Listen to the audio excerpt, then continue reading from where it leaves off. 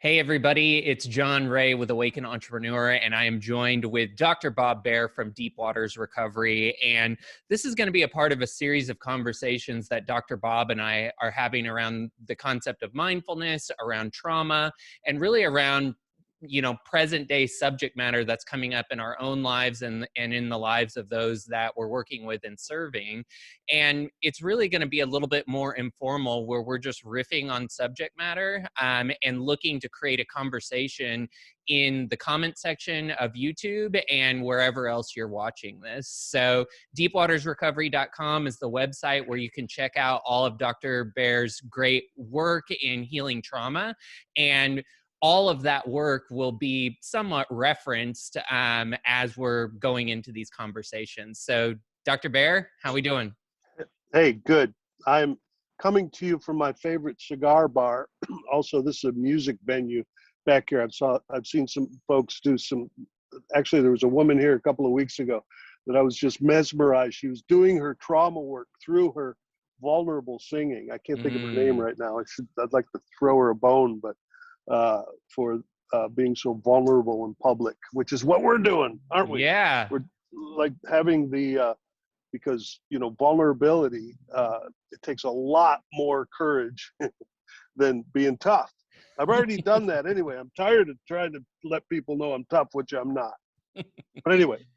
Yeah, well, it looks like a great venue that you're at. And that idea of kind of expressing our vulnerability, I think, goes into the conversation that I want to have with you today, because really what I want to talk about is a clip that you had sent me about kind of the baseball playoffs, I think, that are happening right now. I'm not a huge sports fan, so you'll have to bring me up on the specifics of it. But what I am a fan of is how people are dealing with big feelings that come up. And the quote that you sent me was from a baseball coach, and essentially they were saying it's okay to be nervous, just don't be scared. So can you unpack that and maybe set up that clip a little bit more? And then I'd like to talk about how we can experience big feelings in our body without those paralyzing us from moving forward. Yeah. So, Dusty Baker was a spectacular ball player for several decades, and he played with Hank Aaron for a long time. And he always batted after Aaron. Aaron was always on base. He was always batting him in. So anyway, he's now the coach of the Astros. And at this recording, they are in the playoffs. This 2021 playoffs.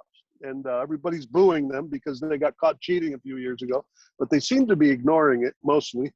I'd like to know how you can ignore 40,000 people screaming at you, boo! But I think there's a certain amount of just letting go that must happen, right? In the face of that. I mean, think about that for a second. Having 40,000 people every night when you're playing an away game screaming boo at you, right?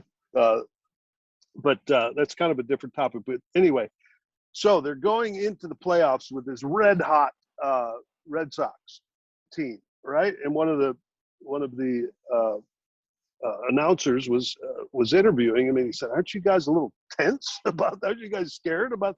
He said, "Well, I played with Aaron for a long time, and he said this to me in many different ways." And he quoted Aaron saying, "It's okay to be nervous. Just don't be scared." Right? And for us touchy-feely therapist type, we don't like the phrase "don't be scared," right? Right? So if you're scared, you're scared. So say it and let it out. But in that case, I think what he was pointing to was don't let your unresolved. I don't think Dusty Baker would say this, but don't let your unresolved stuff that's in your head and spinning around get in the way of your natural instincts. Yes, a certain amount of tension when you have a 100-mile-an-hour fastball coming toward you would be, if you don't have that, you're screwed, right? I'm a theater guy, and I've had that experience many times of being off stage, about to go in front of 3,000 people, and I just noticed, wait a minute, I'm relaxed, I'm fucked. Because I mean, to remember lines and to all of what it takes for the body to sing on tune and to remember your lines and respond to your cues, and all of that takes a full body wisdom, right? Alive. You got to be awake in the moment. So if I got a bunch of messages just scrambling through about do they like me, I'm probably not going to hit that. Although that's happened on stage for me when I see that one guy that's falling asleep during my big moment, right? And I'm like, wait a minute. So I think that's what he's pointing at. You got to let go of the unresolved stuff within us and access that excitement, that tension. And, for our purposes, we can unpack it a little more around our lives. Let's be a little bit on the edge. For those of us in the healing world, we want to stay on the edge of our growing.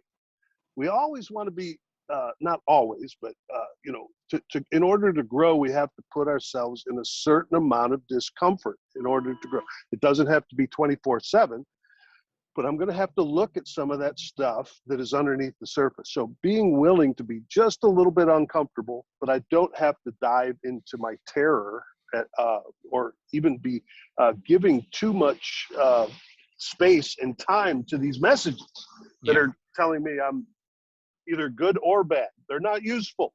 Let's be in this moment and be what we are. Yeah. I think that's kind of what he's saying. Yeah, I think maybe something that I'll add to it that's been valuable in my own process and experience is just being mindful of the sensation in my body when I'm afraid of something. Because I think the tendency is, oh, that's uncomfortable, so I'm going to think about it, is like one derivative of that. Like, I don't have to be in my body about it.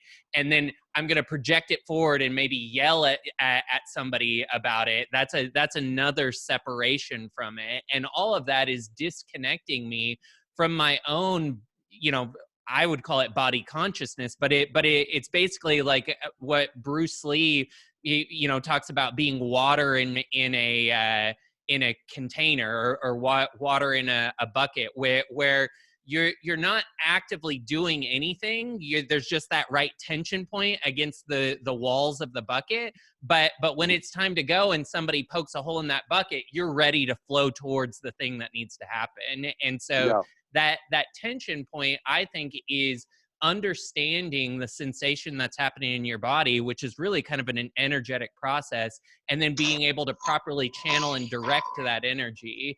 And for me, what that looks like is almost like an emotional workout. Like I view my capacity to hold emotion as a muscle. And the more that I can sit with the energy of an emotion or the sensation of an emotion, the more that I'm doing emotional reps so that I can be capable of holding bigger emotional awareness in my body without having to project it forward prematurely. And as an athlete, of course, you want to have control over when you're releasing that energy. And really anybody benefits from having that control, but especially athletes. Yeah, I can hear it in the interviews of a lot of these guys these days. There's a lot more content. We might look around the world and think, wow, what a mess. It's getting worse, right? I don't know. I'm listening carefully to younger people like my daughter's age, collegiate. The language is just more conscious. When I listen to these baseball players like Carlos Correa was talking about how important it is to stay connected to each other and how important it is to just have fun. If I stop having fun out here, I don't play as well. And what he's really saying is if I don't have freedom in my body, I'm not accessing the full range here. And so, I really think there's that the world might be coming to the awareness that maybe, I'm a little older and been stumbling around a little longer than some folks, coming to the awareness that all of my problems are based in what we refer to as trauma, unresolved energy that's trapped in my body. The somatic experiencing people, Peter Levine talks about it. So we get hurt. So this is just one way to think about it that I like. We get hurt. Something happens to, maybe it's not even extremely traumatic. Maybe it's just an enmeshment, a moment when I wanted to be this, but the environment would have made mom mad, or would have gotten dad would have ignored me or something, right? So I repressed my need, or maybe I was angry and I repressed that, or maybe I wanted to run away from the situation, but I couldn't because of because we have a natural fight or flight response to something that's not. But if we're in a situation where we can't do either of those things, we freeze, and we freeze dry the trauma. Yeah. and then we start acting around. We try to work through our life with this frozen chunk in our gut, and then we do other things that cause more trauma, and then we get another chunk and another chunk and another, and then we're carrying what's referred to as complex trauma. We have these pockets of flight and fight throughout our entire body. So, we have to find, my guess about some of these baseball players, they must have some coaches with understanding about this. I don't mean, I'm talking about sports psychologists and other means of support that must be sneaky. I'm not in that world, but they must be sneaking up on this obvious truth, right? Yeah. That it's a full body problem. It's not just, hey, stop thinking that. Right. And practice batting and stop thinking that. That's cognitive behavioral intervention, which is good.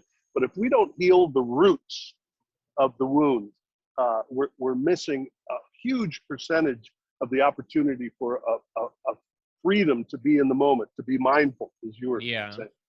Well, I think the sports world has definitely caught wind of what's kind of being deemed as flow training. And so there's a great book called The Rise of Superman by Stephen Kotler. And we're studying the kind of biorhythms and consciousness of Red Bull sports athletes. So what's happening in the brain and nervous system of somebody that's jumping from space or base diving off of a cliff. And basically what they found was a lot of the things that you and I are discovering by examining it from our own personal trauma. It's that when you are not present with what's happening in your body, you don't have the energetic flow that is required to kind of unlock these flow states, or this God window, I think is what they call it in the book. And it's basically when you are fully present with your body and fully present with those on your team. Navy SEALs do a lot of flow training, and a lot of it is about getting synced up and present with your team so that you're thinking as a unit. And when you do that, you're able to almost engage in a hive mind type scenario where there's almost like a type of telepathy or telepathy that's passing back and forth between each of the players or the members on the team that allows them to more effectively operate as a unit. And for me, my entry point into an awareness about my own trauma and all of this work that you and I are doing together was a performance-based entry point. I was interested in how can I optimize to be the best at everything that I do. And so flow training was the entry point. And I think if you go deep enough down that rabbit hole, you end up in the work that we're doing, which is recognizing that there is this freeze-dried trauma living within us. And if we can de-thaw that and unpack that, the creative potential and possibility and the acceleration of how we perform can really get on a rocket ship. Yeah, I don't have anything to add to that, really. That's just well said. I think the flow training piece can only, I don't know if they're looking underneath the surface or they're just trying to get in the rhythm, but to get into the flow, I have to get the blockades out of the way, some way. Yes. Some way or another. Maybe I can get adrenaline flowing and get up above my trauma. But my experience is especially on these weekends that you and I have done, the experiential facilitator training, the deep waters intensives, the other weekends that use a combination of psychodrama and bioenergetics and some of the experiential therapies. We've experienced that together many times where, we come in, who's this person, who's that person? I don't know, I feel disconnected. And then we start disclosing, and then we get down to what I'm struggling with in my life today. And then the next step is when's the first time you ever felt that? Yes. That's the punchline. Oh, yeah. I felt just like this when I was 7. And then 13 when I was in the principal's office. Yeah, you're right. It's not a new feeling. And then we can get down in there, and usually with the flow of the group, right? If we can get into the group, there's a group flow that helps us get down into the deeper, more vulnerable, frozen pain. And then I guarantee, as you and I know, there is always grief. There's always an expression of anger. There's always like a real, here's the fear. Let me let it out. Let me give it a sound, right? Because it's been impacted in there. And if we don't get it out, it will impede our ability to be in the flow. Yes. So I don't know if Major League Baseball is listening to this discussion, but damn it, pay attention. Yeah. Well, and I think that when you're talking about the level that they're operating, where you look at an Olympic athlete, and nanoseconds are the difference between the top of the podium and the bottom of the podium, or not being on it at all. The type of optimizations and enhanced performance that they're looking at are all mental emotional. I think there are a lot of people diving into this type of work as a performance enhancement. And of course, the beautiful byproduct of really getting into the deep trauma and healing it is a kind of happiness and relief, right? Like, so many people are walking around with a tension that then manifests as disease or ailments in the body. And once we kind of have that relaxing into the trauma, we're not resisting it anymore. We're allowing it to be there, express itself, and transmute itself. The people that I see doing this work, they walk out of the room taller. They walk out of the room with better posture because their body has been actively resisting that trauma in such a way that muscles have atrophied. And that's what I think is so interesting about this work, is that if you can really get into the somatics, the bioenergetics of it, it manifests outwards. And I know that can be a woo-woo term, but it's one that I use because I'm a wizard.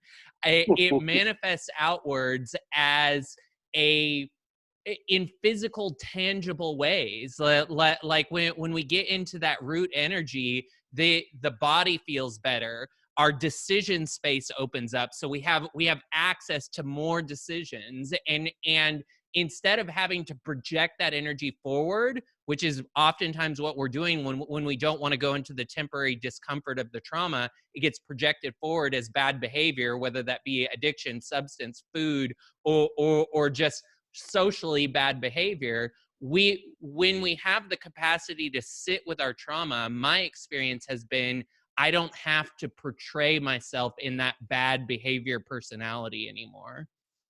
Yeah. I'm trying to think of the Jungian analyst in New Orleans. I'm not coming up with the name, but if I was a good podcaster, I would have my phone here and I'd search it while I was acting like I was talking. But anyway, he talks about the way that our personalities become something that looks a little bit like evil when we're in our addiction. It's like the closest thing to evil. We do things that are not in our natural spirit, right? And the further down the scale we go in the addiction, it gets worse and worse and worse. And yes, it is related to trauma, unresolved trauma. When it usually starts, there's 2 reasons to start using. I'm in emotional pain or I'm in chronic pain. There's no other reason to try to chemically adjust myself, right? If I'm high, I'm good. We all want to get high. And if I'm hurting, I'm going to take something to stop not being high, right? It's where it all starts. So, we live in a culture that does not have traditional ceremonies for dancing and letting out the trauma and grieving and banging rocks together when somebody dies until it's all out of the body and we get freedom. Although it's emerging. I mean, all of the experiential therapies have a root. You hear the train? Yeah, I love that. I haven't heard a train in ages. Yeah. Actually, by my house is a train, and I loved listening to it at night. But then I don't know, the city did something to put the gates down, and somebody must have complained. But I love that sound. Anyway, it's a major fourth, by the way. Wah, wah, wah, wah, da, da, da, da. It's a major fourth. You don't care. I don't know if anybody cares. But anyway, what was I talking about? Any idea? Yeah, you were talking about if I can return back to it, I lost it too, but we were getting in. It must have been riveting. It must have been absolutely riveting for you, John. I know it. Something about being present, or I was paying more attention to what I was saying, so I'll say what I said. Yeah. Yeah. Was talking about you were talking about the Jungian analyst who when we're kind of projecting this energy forward, I called it bad behavior. You were saying it was almost close to something that maybe is evil, and that there's a relationship to our trauma when we're projecting ourselves forward in that way. Right. And so I don't know. The word evil has a lot of religious stuff hanging out. I'm not really pointing at that too much, other than to say that, point at it and say, doesn't that show you that we are, that there's something way beyond what we can understand at the intellectual level. There's something spiritual going on here, yes. Right? Because, like Bill W.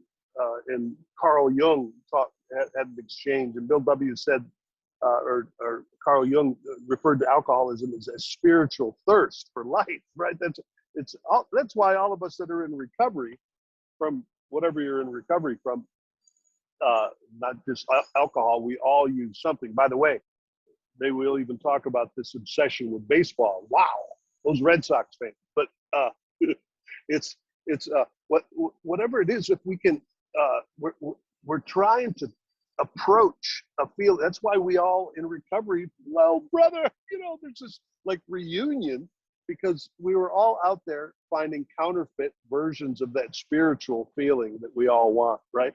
And it really starts in trauma, or I'd like to find some other languages. I think a lot of folks are thinking, well, I don't have a problem.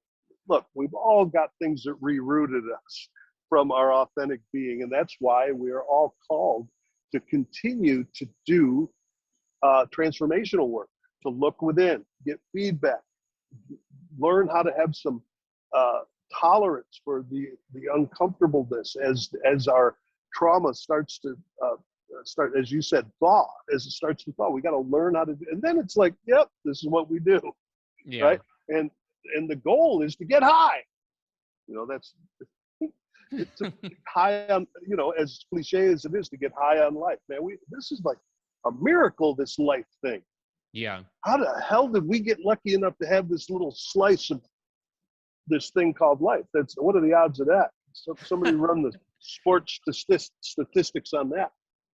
Right. Well, and for me, life is kind of this buffet of opportunity, and I can pick my carrot and move towards that carrot. And when my own bioenergetics are preventing me from moving towards that carrot, that's when I start to develop things that would be labeled as depression or discomfort or anger or frustration. And really, what I work with my clients on that are doing this mindfulness work is, let's remove any of the internal blockages that are preventing us from running as fast as possible towards whatever carrot is in front of us. And that carrot is a carrot of our choosing. And the carrot could be that I don't want to do anything. I just want to be peaceful. For a lot of people, that's the carrot, but it's still a carrot. And if you don't feel like you're moving towards that, then it's really easy to beat ourselves up. And for me, that often shows up as anxiety or a restlessness or an inability to make a choice. And so I was aware the other night, I did a video about it on my channel. I was feeling restless. I was feeling like I'm still trying to figure out kind of what this next bigger game that I want to play is in my business and in my life. And I hadn't quite landed on all the details of it yet.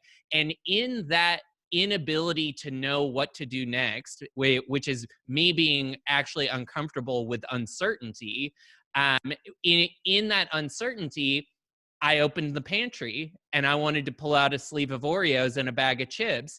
And I caught myself and I said, you know what? Let me just sit with this restlessness.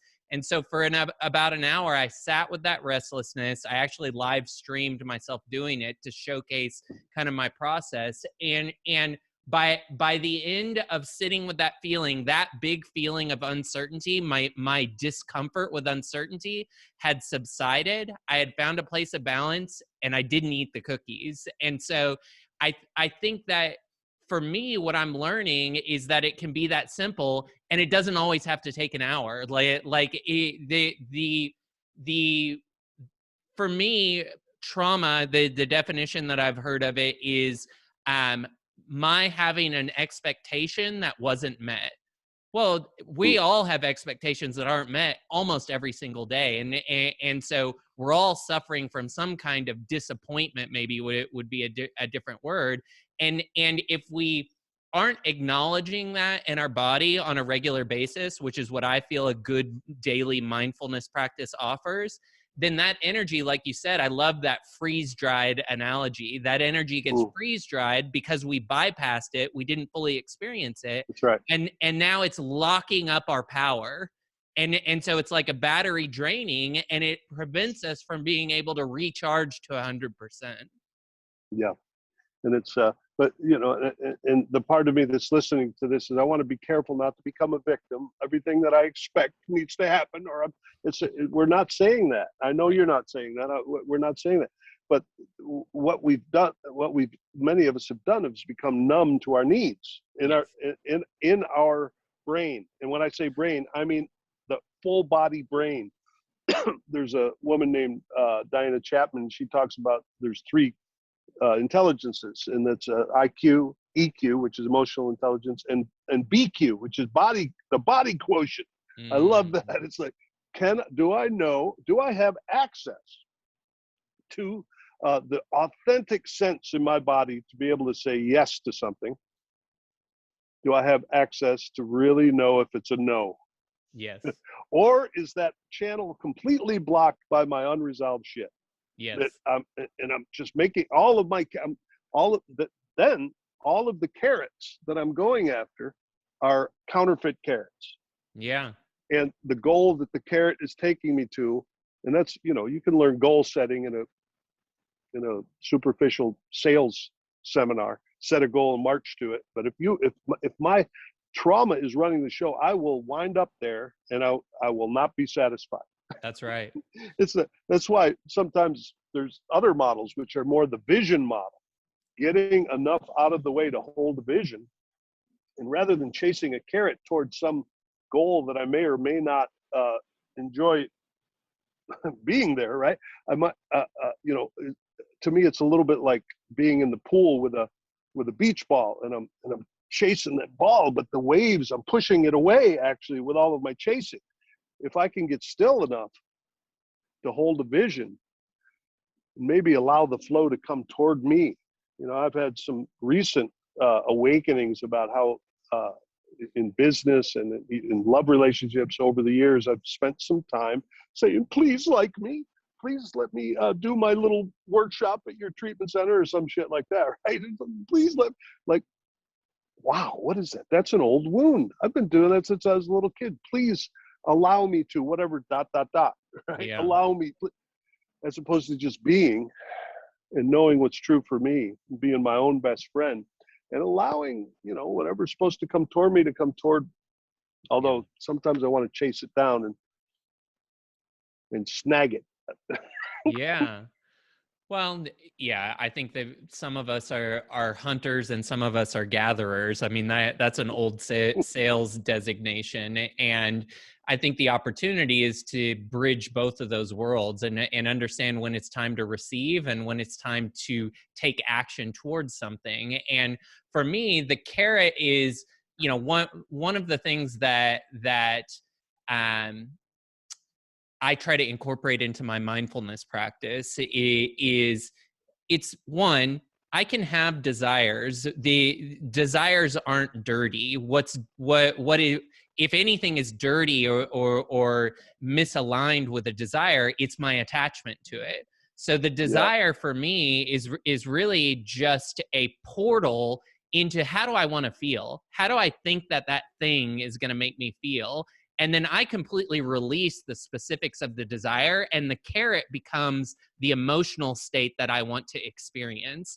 And then whatever specifics want to flow in to deliver that emotional state to me, now I'm on an emotional journey. I'm in my body. I'm using my body consciousness as a conduit for inspiration to flow through me. And that's been the way that of everything I've tried has been most effective for finding those flow states that I can then activate into real world tangible action. And it's fun to be able to run fast and not fall down. But of course, there's a lot of feelings that you have to feel through about it being okay to also fall down. That's a statement of a young man right there. For me, it's a major decision just to get out of this chair here. So, there's different phases of life. But I get your point. And we're both pointing at the same thing. We're pointing at the obstructions that we choose to carry. And there's lots of ways to get them out. Let me throw a few of them out here. You can you can come to one of our workshops, right? And somewhere around here, there'll be a button to push where you get more information about that. There's psychodrama communities somewhere in your world, I guarantee it. There's people that are doing what's called bioenergetics, developed by a guy named Alexander Lowen. And if you're not ready for the big group experience, which is the most effective way to dislodge the trauma, get it out, and get a lot of support to affirm who we are and what's real for us, right? That's the juiciest way, and to stay in these communities long enough to really get a rhythm of life of authenticity. And so for some folks, it's a more accessible doorway is through therapy with it, and I would recommend a somatic experiencing trained facilitator, and that's easy to look up. Their title is SEP, Somatic Experiencing Practitioner. That was developed by a guy named Peter Levine, it's all from the same roots, though. It all goes back to Wilhelm Reich, and then we'll do another podcast on that. But he got rejected from the psychiatric community because he had this ridiculous notion that possibly the body and the tensions in the body could have some wisdom for us, right? And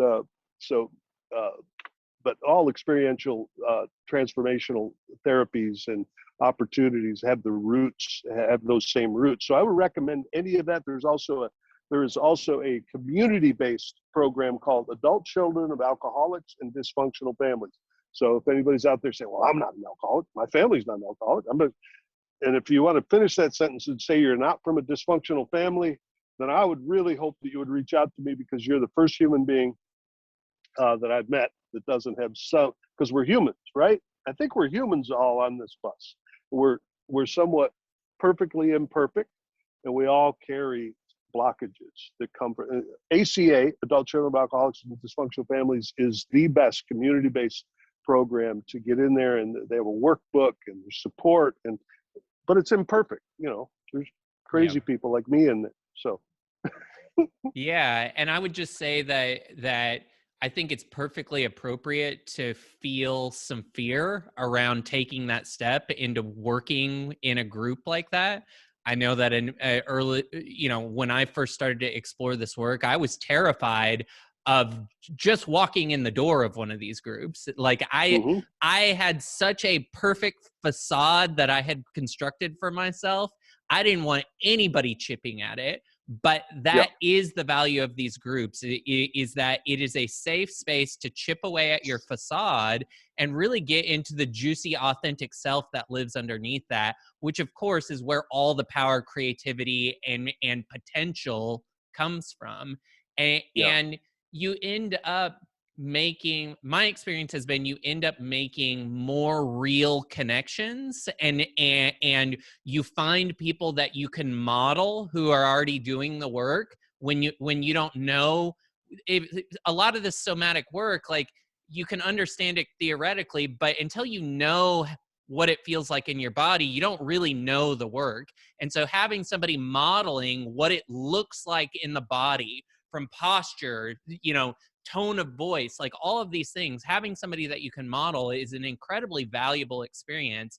And everything that you just listed, I think is the Yeah. first step into starting to move this from intellectual theory to something that's actually experiential. Yeah. So for some folks, it might seem like the deep end, because it kind of is. Maybe you don't want to jump right into the deep end doing that work, but it's like Jung's, the way Jung worked, and then the way he trained analysts, and the way he trained, it's kind of the way I work. I'm not diving people into the deep end in a Zoom therapy session. I'm more of a referral source. I'm referring people back to their bodies. Just what's going on in there, right? And I also, as a therapist, I'm fairly authentic. I mean, I tell people what's going on with me, even if it's not pretty.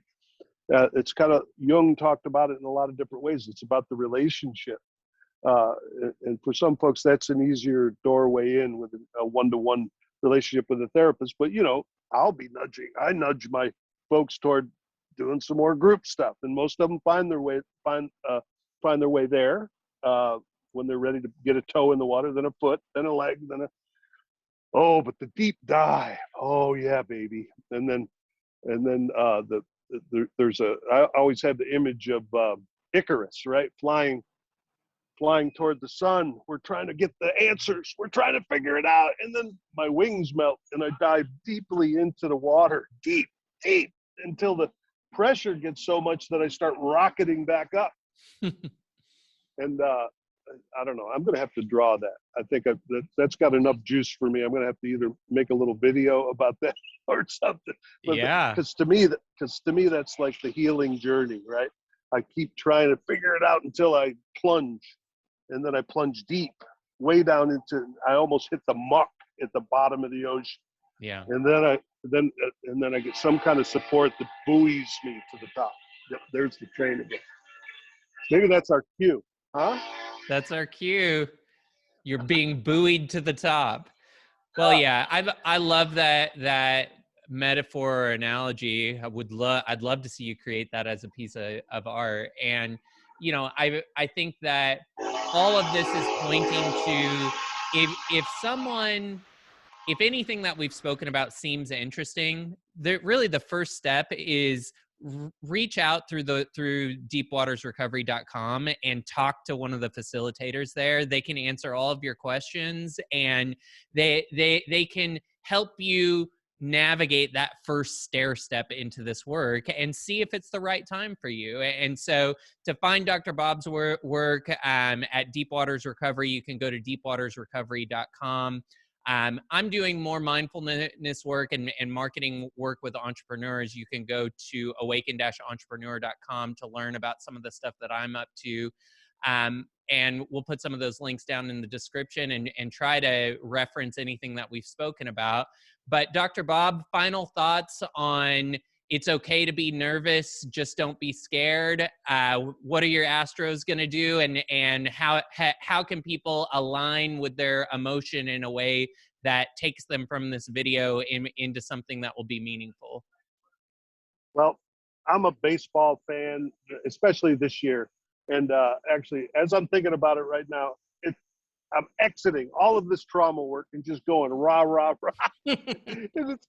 Actually, we got to give ourselves freedom to do that sometimes. And but I have noticed that even more obsessed than me are the Red Sox fans. Man, they are on their feet wild unless they're a little behind. And then if there's depression, that looks like depression to me.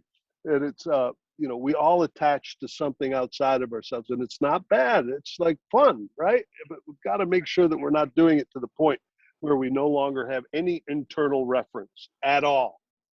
Yes. Right? So, because I want to be able to feel my tension, my life, my nervousness, but not to be dragging myself from horror to joy, to horror to joy. Of course, that is the life of a baseball fan. So, anyway, it's been a good conversation with you, John. Thanks for all your good work. By the way, I can testify to the incredible work John does with entrepreneurs and being able to help. You know, for me, it's like, I don't know if I want. Come on, Bob, and then he gets me rolling and gives me some focus, and it's been extremely beneficial working with you, John. Thanks. I appreciate that. All right, everybody, we'll see you in the next one. And until then, enjoy. Bye.